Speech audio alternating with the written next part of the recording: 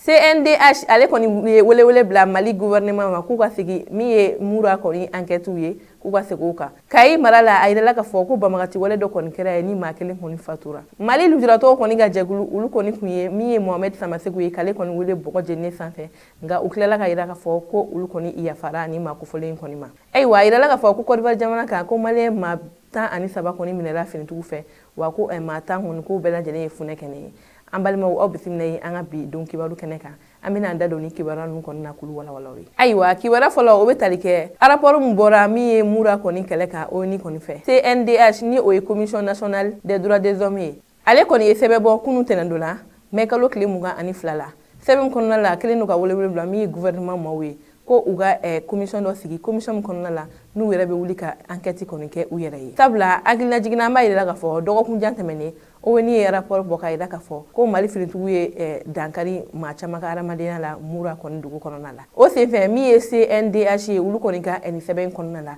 ko olu kɔni dalen do Mali finitigiw la wa olu kɔni bɛ Mali finitigiw kɔni kɔtɔrɔman kɔ. Ko olu kɔni bɛ Mali finitigiw kɔni dɛmɛ. Sabula ko Mali finitigiw kɔni ka ni banbagati kɛlɛ kɔnɔna la olu ka jateminɛw y'a yira ka fɔ ko Mali finitigiw ma dankari maa si ka hadamadenya na ko u ni maajugu de kɔni bɛ ɲɔgɔn na wa min yɛrɛ ye Mali duguladenw ye ko u tɛ ka maa si bɔnna a nin na. O de hukumu kɔnɔna la u kɔni ye nin welewele bila Mali autorité maaw ma ko u ka wuli u yɛrɛ k'u ka enquête kɔni k'u yɛrɛ ye walasa nin kuma in bɛ se ka ban cogoya min na.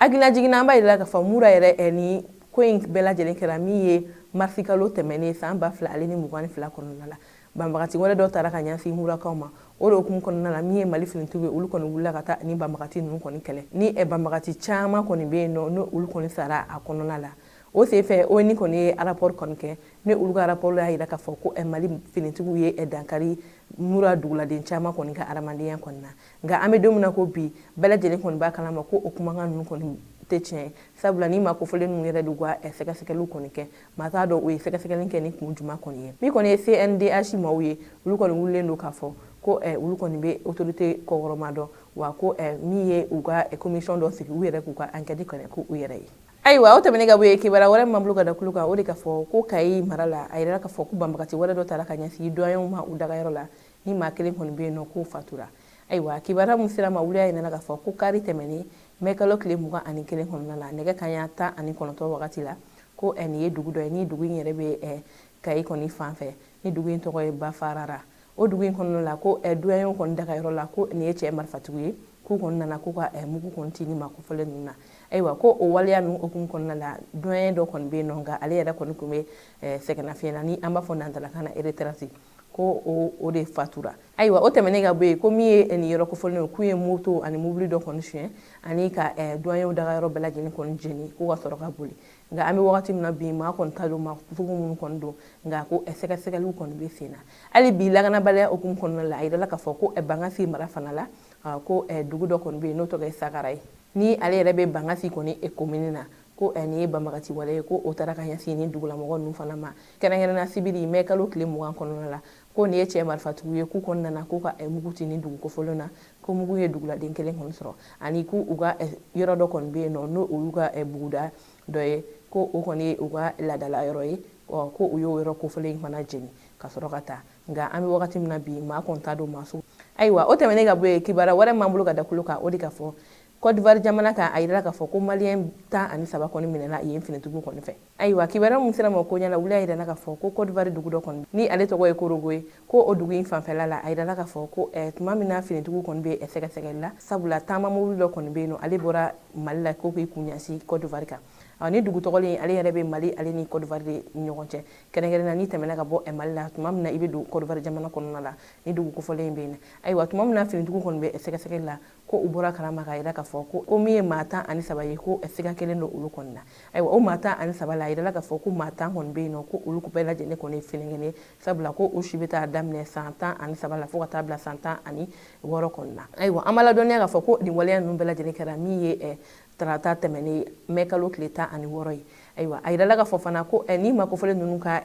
ɲininkaliw sen fɛ ko u y'a yira k'a fɔ ko olu kɔni bɔra Sikaso de ko b'u kunda Côte d'Ivoire jamana kan wa nin funakɛnin tan min kɔni kun b'a la ko u bɛ ka taa ni olu ye k'olu don baaradenya la kɛrɛnkɛrɛnnenya ka taa u bila foro kɔnɔna ayiwa sariyaba dɔw dun sigilen don diɲɛ fantan ani naani bɛɛ lajɛlen na funakɛninw ka jagoya baara kɔnɔna o de hukumu kɔnɔna la min ye nin yɔrɔ kofɔlen finitigiw ye ko u ye maakɔrɔba fila min bɛ nin maa ninnu kɔnɔna ko ye olu kɔni minɛ ko olu kɔni bɛ finitigiw ka bolo kan wa min ye nin denmisɛnnin ninnu ye ko fɛɛrɛ bɛna k'u la walasa u ka segin ka na Mali kɔnɔna maa fila minnu ni nin funakɛnin kɔni don ko olu kɔni kelen ma minɛ sabula ko nin taama mobili yɛrɛ sofɛrikɛ a n'a paranti ko olu fana minɛla ko ka fara nin maa fila ninnu kan ko min ye nin maa naani ninnu ye ko olu bɔlen don adamaden feerelibagaw kɔni fɛ nka sɛgɛsɛgɛliw kɔni bɛ sen na ni min bɔra la an n'o da kulo kan an ka donna nata la ayiwa kibaruya kuncɛla kibaruya wɛrɛ m'an bolo ka da kulo kan o de ka fɔ Mohamed Samaseku ni ale kɔni ye kɛnyɛrɛye baarakɛla ye wa waritigiba don a sigilen don Dubayi ayiwa a yirala k'a fɔ ko ale ye maa ye maa min dɔnnen don bɔlɔlɔw sanfɛla la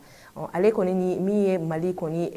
dɔnkilidalaba dɔ n'o ye Sidiki Jabate ye olu ka fɔnkɔ ɲɔgɔnkɔ dɔ kɔni senfɛ Mohamed Samaseku ale ye kuma dɔ fɔ ni kuma min kɔnɔna la n'o kɛra lujuratɔw ma kuma jugu ye sabula a ka kuma kɔnɔna la a y'a yira k'a fɔ ko min ye Sidiki Jabate ye ko ale kɔni tɛ ko kɛ n'o ye sabula k'o ye ɲamakala